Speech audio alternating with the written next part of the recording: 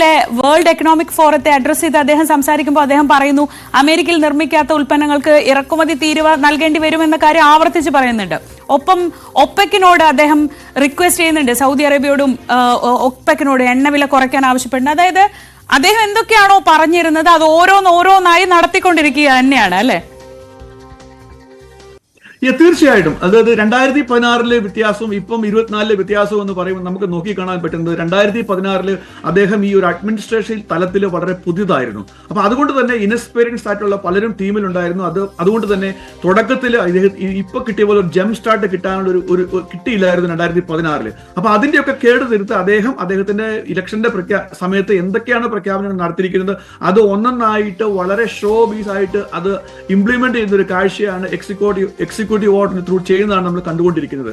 അപ്പം പ്രേക്ഷകരെ ഒരു കാര്യം കൂടെ എനിക്ക് ഈ ഒരു സമയത്ത് ക്ലിയർ ആയിട്ട് പറയാൻ ആഗ്രഹിക്കുന്നത് എന്താണെന്ന് വെച്ച് കഴിഞ്ഞാൽ, പല സമയത്തും എക്സിക്യൂട്ടീവ് ഓർഡേഴ്സ് പലത് സൈൻ ചെയ്താലും അതൊക്കെ അതുപോലെ തന്നെ പ്രാവർത്തികമാകണമെന്ന് നിർബന്ധമില്ല.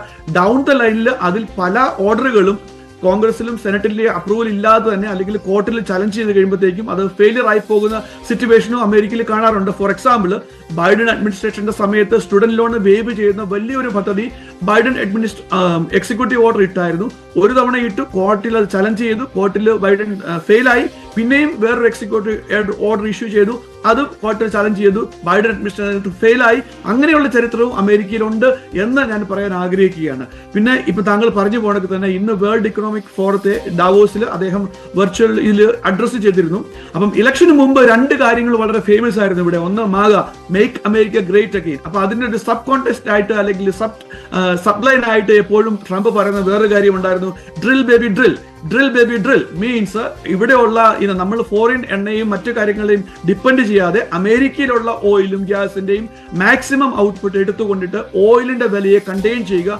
ഓയിലിന്റെ വില കണ്ടെയ്ൻ ചെയ്യുകയാണെങ്കിൽ അമേരിക്കൻ ഇക്കണോമിയിലെ ഇൻഫ്ലേഷൻ കണ്ടെയ്ൻ ചെയ്യാൻ പറ്റും എന്നാണ് അദ്ദേഹത്തിന്റെ ചിന്തയും അദ്ദേഹത്തിനുള്ള അഡ്വൈസും കിട്ടുന്നത്. അപ്പൊ അതിലധിഷ്ഠിതമായിട്ട് ഒരു executive order drill baby drill അത് തന്നെയായിരുന്നു. ഇവിടെയുള്ള ഫ്രാക്കിങ്ങും മറ്റു ചില കാര്യങ്ങളും നിരോധിച്ചിരുന്ന ആ ഒരു പോളിസിയെ മാറ്റിമറിച്ചുകൊണ്ടുള്ള ഒരു എക്സിക്യൂട്ടീവ് ഓർഡർ ആയിരുന്നു. അപ്പൊ അതിന്റെ ഒരു കണ്ടിന്യൂവേഷൻ ആയിട്ടാണ് ഇന്ന് അദ്ദേഹത്തിന്റെ അടുത്ത ഒരു എക്സിക്യൂട്ടീവ് ഓർഡർ എന്ന് പറയാൻ പറ്റത്തില്ല, എന്നാൽ വേൾഡ് ഇക്കണോമിക് ഫോറത്തെ അഡ്രസ് ചെയ്തപ്പം അദ്ദേഹം പറഞ്ഞ ഒരു ഡയറക്റ്റ് കാര്യമുണ്ട്, അല്ലെങ്കിൽ ആക്ച്വലി ഇതൊരു ഡയറക്റ്റ് ത്രെറ്റ് അല്ല, ഒരു വാർണിംഗ് തന്നെ പറയാൻ പറ്റും.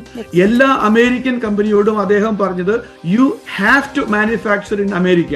നിങ്ങൾക്ക് അമേരിക്കൻ ബിസിനസ് വേണമെന്നുണ്ടെങ്കിൽ നിങ്ങൾ അമേരിക്കയിൽ മാനുഫാക്ചർ ചെയ്തിരിക്കണം, ഇല്ലെങ്കിൽ നിങ്ങൾക്ക് തീരുവകൾ, ടാക്സ്, മറ്റൊരു ഹെവി ഡ്യൂട്ടികൾ ഇട്ടിട്ട് തരുന്നതിലെ ഗവൺമെന്റ് ഒട്ടും പിന്നോക്കം പോകത്തില്ല എന്നുള്ള ഒരു ക്ലിയർ കട്ട് ആൻസർ ആണ്, അല്ലെങ്കിൽ ക്ലിയർ കട്ട് മെസ്സേജ് ആണ് ട്രംപ് കൊടുത്തത്.